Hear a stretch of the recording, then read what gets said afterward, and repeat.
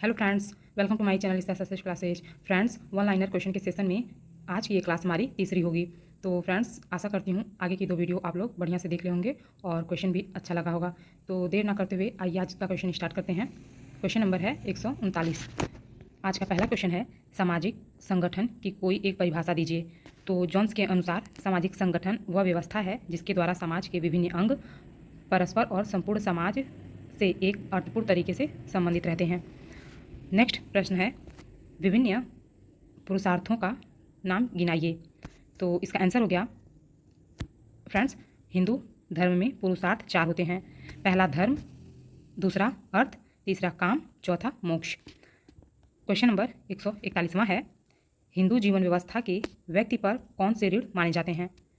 कि हिंदू जीवन व्यवस्था मानव के जीवन पर, हिंदू मानव जीवन पर कितने ऋण होते हैं। तो ये ऋण 5 प्रकार के माने जाते हैं हिंदुओं में। पहला तो है देव ऋण, दूसरा है ऋषि ऋण, तीसरा है पितृ ऋण, चौथा है अतिथि ऋण और पांचवा है भूत ऋण। तो फ्रेंड्स, इसे याद कर लें, ये पेपर में पूछ सकता है, ये भी और ये भी। और ये तो मोस्ट इंपॉर्टेंट है ही, इसकी डिफिनेशन जॉन्स ने क्या कहा है सामाजिक संगठन को। तो एक क्वेश्चन यहाँ पे भी ध्यान रखें, ये भी ज़्यादा क्वेश्चन बनता है कि सामाजिक परिवर्तन का अंग है या सामाजिक परिवर्तन का भाग है, तो वो सामाजिक संगठन होगा उसका आंसर। जॉन्स के अनुसार सामाजिक संगठन की परिभाषा क्या थी, फिर से देख लीजिए। सामाजिक संगठन वह व्यवस्था है जिसके द्वारा समाज के अभिन्न अंग परस्पर और संपूर्ण समाज एक अर्थपूर्ण तरीके से संबंधित हैं रहते हैं। अब 142वां क्वेश्चन देखिए, हिंदू जीवन व्यवस्था में कितने आश्रम का उल्लेख किया गया है। तो इसका आंसर है, हिंदू जीवन व्यवस्था में 4 आश्रम का उल्लेख किया गया है। अब यहाँ पे ध्यान दीजिए, हिंदू धर्म में कुल पुरुषार्थ कितने हैं, 4। धर्म, अर्थ, काम, मोक्ष। और हिंदू जीवन व्यवस्था में आश्रम कितने हैं, तो ये 4 आश्रम हैं। ब्रह्मचर्य आश्रम, गृहस्थ आश्रम, ब्रह्मचर्य आश्रम, ब्रह्मचर्य आश्रम, गृहस्थ आश्रम, वानप्रस्थ और संन्यास आश्रम। ये 4 अवस्थाएं आश्रम पाए जाते हैं हिंदू धर्म में। नेक्स्ट क्वेश्चन है, भारतीय सामाजिक संगठन का कोई एक प्रमुख आधार बताइए। तो भारतीय, इसका आंसर हो जाएगा कर्म का सिद्धांत भारतीय सामाजिक संगठन का प्रमुख आधार है। कर्म के सिद्धांत को सामाजिक संगठन का प्रमुख आधार माना गया है। अगला प्रश्न है, हिंदू जीवन का परंपरागत अंतिम लक्ष्य क्या है।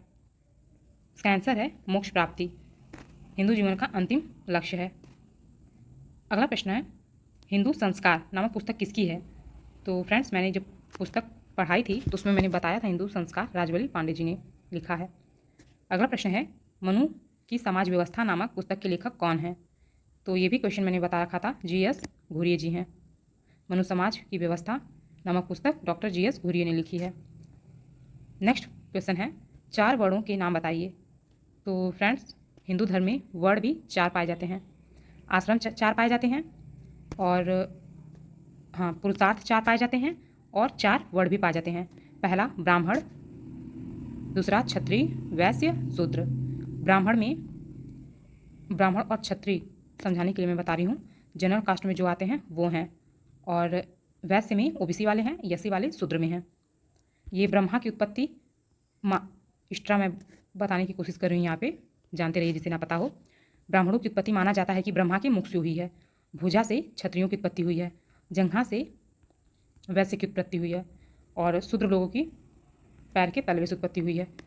पहले के वेद पुराणों में ये उल्लेख किया गया है वर्णों की उत्पत्ति के बारे में, कि वर्ण की उत्पत्ति हुई आखिर कैसे, तो वहाँ पे ऐसे इसका वर्णन दिया गया है। अगला क्वेश्चन है, द्विज से क्या तात्पर्य है। तो द्विज का अर्थ है ब्राह्मण, क्षत्रिय एवं वैश्य वर्णों से है। द्विज का अर्थ ही होता है, पर्यायवाची वाला द्विज यहाँ पे नहीं रहेगा। यहाँ पे समाजशास्त्रीय तरीके से पूछ रहा है कि द्विज का तात्पर्य क्या है। तो द्विज के अंतर्गत ब्राह्मण, क्षत्रिय और वैश्य, ये तीनों जो वर्ण हैं उनको रखा जाता था, वैसे इसमें नहीं आते थे। नेक्स्ट प्रश्न है, वर्णों की उत्पत्ति का वह कौन सा सिद्धांत है जिसके अनुसार सबसे पहले ब्रह्मा ने केवल ब्राह्मणों को जन्म दिया। तो इस सिद्धांत का नाम उपनिषदों का सामाजिक उपयोगिता का सिद्धांत है, जिसके अनुसार सबसे पहले ब्रह्मा ने केवल ब्राह्मणों को जन्म दिया। नेक्स्ट प्रश्न है, वर्ण और जाति में से किस व्यवस्था में खुलापन पाया जाता है। तो फ्रेंड्स, वर्ण व्यवस्था में खुलापन पाया जाता है। वर्ण और जाति ये 2, एक नहीं है, 2 हैं। वर्ण अलग चीज़ है और कास्ट अलग चीज़ है। तो उसी में ये पूछा है कि ओपन सिस्टम जो है वो वर्ड में पाया जाता है कि कास्ट में पाया जाता है। तो वर्ड में ओपन सिस्टम पाया जाता है। नेक्स्ट प्रश्न है 151, शाब्दिक दृष्टि से वर्ड शब्द के संभावित अर्थ बताइए। अब कास्ट तो लगभग सबको ही पता होगा कि ये है क्या, होता क्या है। वर्ड बहुत लोगों को नहीं पता होगा, तो उसको देख लीजिए। इसका वर्ड का शाब्दिक अर्थ है, शाब्दिक दृष्टि से वर्ड शब्द को 3 संभावित अर्थ लगाए गए हैं। वर्ड शब्द के 3 संभावित अर्थ लगाए गए हैं। वर्ण या चुनाव करना, रंग वृत्ति के अनुरूप। मतलब यहाँ पे समझा दूँ मैं, वर्ड जैसे काले, गोरे और सांवले, इन सब की कैटेगरी अलग अलग हो, कलर के आधार पर उन्हें विभाजित किया गया हो कि ये तो श्वेत वर्ण के हैं, ये श्याम वर्ण के हैं, ऐसे करके उनको बांट दिया गया हो उनकी कैटेगरी। और जाति तो जन्म से ही निर्धारित कर दी जाती है। वर्ण जन्म के बाद निर्धारित किया जाता है कि किस वर्ण में आएंगे, और जाति जो होती है ये जन्मजात निर्धारित होती है। बच्चा अगर ब्राह्मण के घर में पैदा हुआ तो वो ब्राह्मण कहलाएगा, जन्म पर ही निर्भर है ये बात। शूद्र के घर में पैदा हुआ है तो वो शूद्र कहलाएगा, जन्म पर ही निर्भर है। बट अगर काला हुआ, काला गोरा, तो वो जब बड़ा होगा तब डिसाइड होगा ना कि काला है या गोरा है या सांवला है, किस वर्ण में इसको रखा जाए। तो ये वर्ण जन्मजात नहीं होती, जाति जन्मजात होती है। अगला है समाज के हिसाब से। बट एक तरफ से ये देखा जाए कि जाति जन्मजात नहीं होती, ये तो समाज में आने के बाद समाज के लोग ही विभाजित करते हैं कि तुम इस जाति को हो, हम इस जाति के हैं। खैर छोड़िए, अगला क्वेश्चन देखते हैं। 152, भगवत गीता में वर्ण की उत्पत्ति के संबंध में श्री कृष्ण ने क्या कहा है। उत्तर है, भगवत गीता में श्री कृष्ण ने कहा है कि मैं ही गुण और कर्म के आधार पर चारों वर्णों की रचना करता हूँ या किया हूँ। अगला प्रश्न है, वर्ण व्यवस्था की उत्पत्ति के संबंध में एक आधार बताइए। उत्तर है, गीता में बताया गया है कि समाज का 4 वर्णों में विभाजन व्यक्ति के गुणों के आधार पर हुआ है। नेक्स्ट क्वेश्चन है, क्रोबर एवं क्लुखोन ने संस्कृति की कितनी परिभाषाओं का उल्लेख किया है। तो आंसर है, क्रोबर और क्लुखोन ने संस्कृति को 105 बार परिभाषित किया है। संस्कृति शब्द की 105 परिभाषाएं दी हैं। अगला प्रश्न है, संस्कृत की परिभाषा मजुमदार एवं मदान ने लोगों के जीवन जीने के ढंग को संस्कृति माना है। नेक्स्ट क्वेश्चन है, भारतीय संस्कृति की कोई एक विशेषता बताइए। इसका उत्तर है, सहिष्णुता भारतीय संस्कृति की प्रमुख विशेषता है।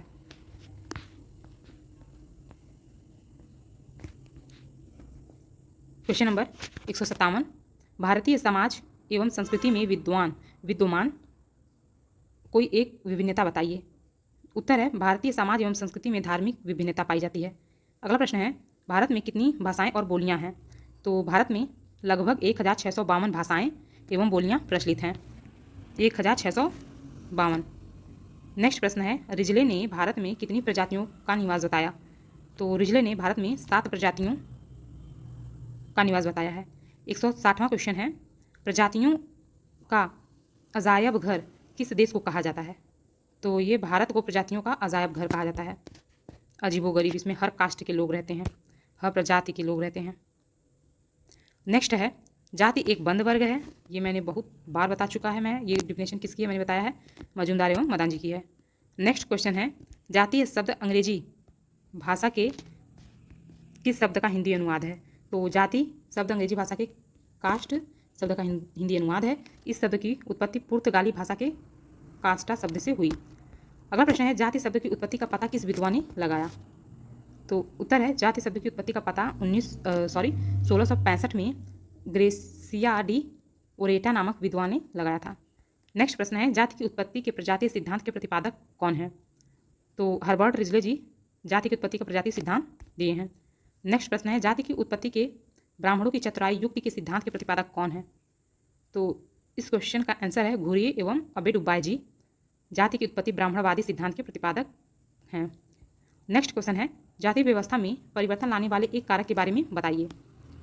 इसका आंसर है, पाश्चात्य शिक्षा एवं सभ्यता ने जाति व्यवस्था में परिवर्तन लाने में महत्वपूर्ण भूमिका निभाई है। नेक्स्ट, जाति प्रथा की कोई एक विशेषता बताइए। उत्तर है, जाति प्रथा समाज का खंडात्मक विभाजन करती है। अगला प्रश्न है, जाति व्यवस्था में वर्तमान में आए किसी एक परिवर्तन के बारे में बताइए। उत्तर है, जाति व्यवस्था में वर्तमान में एक महत्वपूर्ण परिवर्तन ब्राह्मणों की स्थिति में गिरावट आना है। अगला प्रश्न है, संयुक्त परिवार भारत की आदि परंपरा है जिसे सांस्कृतिक विरासत के रूप में भारतवासी आज तक प्राप्त करते आ रहे हैं। यह कथन किसने दिया है? तो ये मैक्स मूलर का कथन है। अगला प्रश्न है, सत्ता के आधार पर परिवार के प्रकार बताइए। तो सत्ता के आधार पर परिवार दो प्रकार का है। पहला है पितृसत्तात्मक, दूसरा है मातृसत्तात्मक।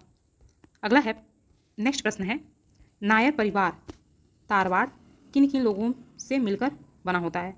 उत्तर है, एक नायर तारवाड़ परिवार स्त्री, उनके पुत्र पुत्रियां, उसकी पुत्रियों के पुत्र एवं पुत्रियों से मिलकर बना होता है।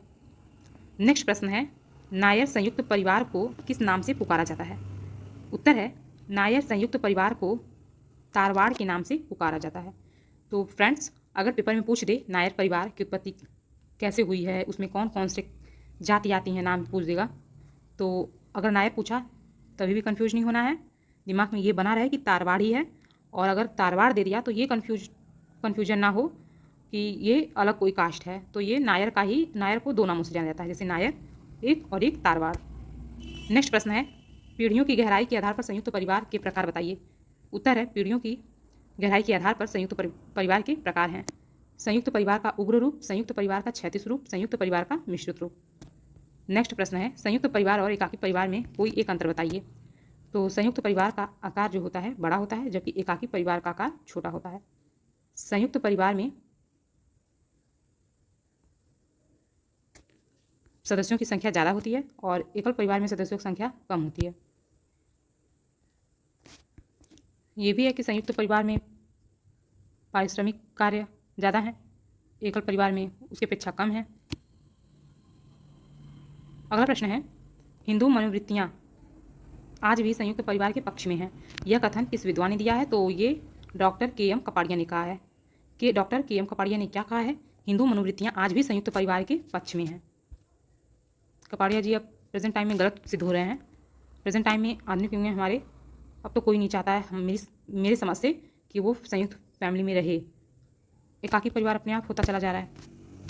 तो ऐसा कुछ भी नहीं है कि हिंदू समाज में लोग चाह रहे हैं कि वो संयुक्त परिवार में ही रहें, बट इन्होंने कहा था उस टाइम, डिफिनेशन लिखा था। नेक्स्ट प्रश्न देखते हैं, भारत की जनसंख्या सन 2001 की जनगणना के अनुसार कितनी है? उत्तर है, सन 2001 की जनगणना के अनुसार भारत की जनसंख्या 102.86 करोड़ है। प्रश्न नंबर 177, अनुकूलतम जनसंख्या से क्या अभिप्राय है? उत्तर है, अनुकूलतम जनसंख्या वह आदर्श जनसंख्या होती है जिसके परिणाम स्वरूप देश में प्रति व्यक्ति आय अधिकतम होती है। अगला प्रश्न है, जनसंख्या की दृष्टि से भारत का विश्व में कौन सा स्थान है? तो ये पहले दूसरा था, प्रेजेंट टाइम में इसको संशोधन कर लीजिए। भारत अब पूरे विश्व का प्रथम देश बन गया है जनसंख्या के आधार पर। नेक्स्ट है, माल्थस का जनसंख्या का सिद्धांत एक वाक्य में बताइए। ये इंपॉर्टेंट है माल्थस जी जनसंख्या के सिद्धांत के लिए। माल्थस के अनुसार जनसंख्या ज्यामितीय क्रम में बढ़ती है और खाद्य सामग्री गणितीय क्रम में बढ़ती है, इन्होंने कहा था माल्थस जी ने। अगला प्रश्न है, भारत में अत्यधिक जनसंख्या वृद्धि के लिए उत्तरदायी का एक कारण बताइए। तो उत्तर है, जन्म दर की अधिकता व मृत्यु दर में कमी भारत में जनाधिक्य के लिए उत्तरदायी है। नेक्स्ट क्वेश्चन है, जनसंख्या को नियंत्रित करने का कोई एक उपाय बताइए। तो इसका इसका आंसर है, बाल विकास पर रोक व विवाह की आयु में वृद्धि करके जनसंख्या को नियंत्रित किया जा सकता है। अगला प्रश्न है, भारत में नवीन जनसंख्या नीति की घोषणा कब की गई? उत्तर है, भारत में 15 फरवरी 2000 को नवीन जनसंख्या नीति की घोषणा की गई। अगला प्रश्न है, वह प्रथा कौन सी है जिसके अनुसार स्त्री एक समय में एक से अधिक पुरुषों से विवाह संबंध स्थापित कर सकती है? तो इसे बहुपति विवाह कहते हैं।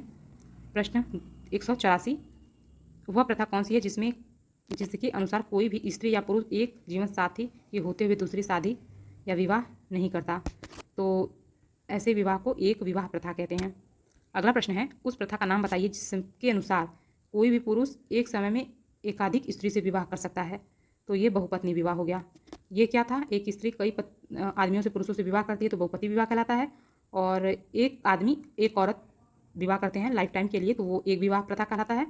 और एक पुरुष एक आदमी जो है वो कई स्त्रियों से विवाह कर ले तो उसे बहुपत्नी विवाह कहते हैं। अब वो चाहे साथ में करे या आगे पीछे कुछ टाइम में रुक रुक कर करे, कुछ साल तक, मान लो 5 साल रुका, 8 साल रुका, फिर दूसरी शादी किया, तो उसे बहुपत्नी विवाह कहेंगे।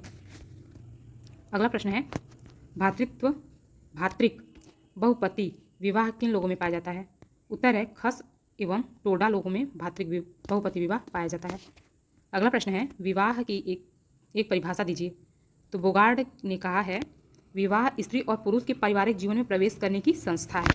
बोगार्ड ने क्या कहा है? तो बोगार्ड ने कहा है, विवाह स्त्री पुरुष के पारिवारिक जीवन में प्रवेश करने की संस्था है। इस हिसाब से विवाह क्या है? तो विवाह एक संस्था है, बट बोगार्ड के अनुसार ये है। ऐसे भी क्वेश्चन पूछ सकता है कि बोगार्ड ने विवाह को क्या माना? ऑप्शन में दे दिया समुदाय, समिति, संस्था, इनमें से कोई नहीं। तो बोगार्ड ने विवाह को संस्था माना है विवाह, अगर बस पूछ दे विवाह है क्या, तो विवाह समिति है, इसका करेक्ट आंसर होगा समिति रहेगा। अगला प्रश्न है, समूह विवाह किसे कहते हैं? तो समूह विवाह में पुरुषों का एक समूह स्त्रियों के एक समूह से विवाह करता है और प्रत्येक पुरुष समूह के प्रत्येक स्त्री का पति होता है। मान लीजिए 8-9 लड़कियां हैं, स्त्रियां हैं, और 8-9 लड़के भी हैं। वो दोनों एक एक ग्रुप जो है, दोनों लड़कियों का ग्रुप, लड़कों का ग्रुप शादी कर लेते हैं। वो हर ग्रुप में 10 लड़के 10 लड़कियां हैं, तो 10 लड़की 10 लड़कों की पत्नी रहेंगी और 10 लड़के 10 लड़कियों के पति रहेंगे। अगला प्रश्न है, पर्टिकुलर उसमें कोई ये नहीं कर सकता ये पर्सनल मेरे ही पति हैं या ये पर्सनल मेरी ही वाइफ हैं। उसमें जितने भी 10 हैं सबके पत्नी और पति होते हैं। अगला प्रश्न है, हिंदू विवाह अधिनियम किस सन में पारित हुआ? तो हिंदू विवाह अधिनियम 1955 में पारित हुआ। अगला प्रश्न है, आजकल हिंदुओं में वर तथा वधू की न्यूनतम आयु क्या है? तो वर की आयु 21 वर्ष है, वधू की आयु 18 वर्ष है। अगला प्रश्न है, हिंदू विवाह का उद्देश्य क्या है? तो हिंदू विवाह का उद्देश्य है धर्म प्रजा रति। पहले क्या है उद्देश्य हिंदू विवाह का? तो पहले तो धर्म है, धर्म से बड़ा कुछ भी नहीं है हिंदू विवाह में। फिर तो प्रजा है, फिर रति है। अगला प्रश्न है, गोत्र, प्रवर तथा पिंड से बाहर विवाह का नियम क्या कहलाता है? उत्तर है गोत्र, प्रवर, पिंड से बाहर विवाह का नियम बहिर्विवाह कहलाता है। अगला प्रश्न है, उच्च वर्ण के पुरुष का निम्न वर्ण की स्त्री से विवाह करना क्या कहलाता है? तो ये अनुलोम कहलाता है। और जस्ट इसका अपोजिट हो जाएगा, अगर उच्च वर्ण की लड़की रहेगी, स्त्री रहे, और निम्न वर्ण का लड़का रहे, पुरुष रहे, तो ये प्रतिलोम कहलाता है। देखिए क्वेश्चन आ भी क्या, उच्च वर्ण की स्त्री निम्न वर्ण का पुरुष अगर हो तो ऐसे शादी को विवाह को प्रतिलोम विवाह कहते हैं। अगला प्रश्न है, हिंदू धर्म शास्त्रों में विवाह के कितने स्वरूप होते हैं? तो फ्रेंड्स ये 8 स्वरूप होते हैं। अब फटाफट काउंट कर लीजिए। तो पहला है ब्रह्म विवाह, दूसरा देव विवाह, तीसरा आश्रम विवाह, चौथा है पहला है ब्रह्म विवाह, दूसरा है देव विवाह, और तीसरा है आश्रम विवाह, और ये चौथा है प्रजापत्य विवाह, और फिर गंधर्व विवाह, पांचवा फिर असुर विवाह है। ये चारों जो हैं ब्रह्म, देव, आश्र, प्रजापत्य विवाह, ये चारों बेस्ट माने जाते हैं। गंधर्व असुर विवाह, गंधर्व विवाह, पैशाच और राक्षस, ये चारों निम्न कोटि के विवाह माने जाते हैं। तो कुल 8 विवाह हो गए। अगला प्रश्न है, मुसलमानों में विवाह धार्मिक संस्कार है या सामाजिक समझौता? तो जाहिर सी बात है, मुसलमानों में विवाह को सामाजिक समझौता माना जाता है और हिंदुओं में धार्मिक संस्कार माना जाता है। आश्रम शब्द का अर्थ क्या होगा? डॉक्टर प्रभु के अनुसार आश्रम शब्द श्रम धातु से बना है, जिसका अर्थ परिश्रम या उद्योग करने से है।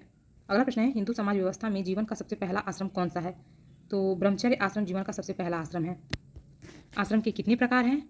तो आश्रम के 4 प्रकार हैं, ब्रह्मचर्य, गृहस्थ, वानप्रस्थ, संन्यास।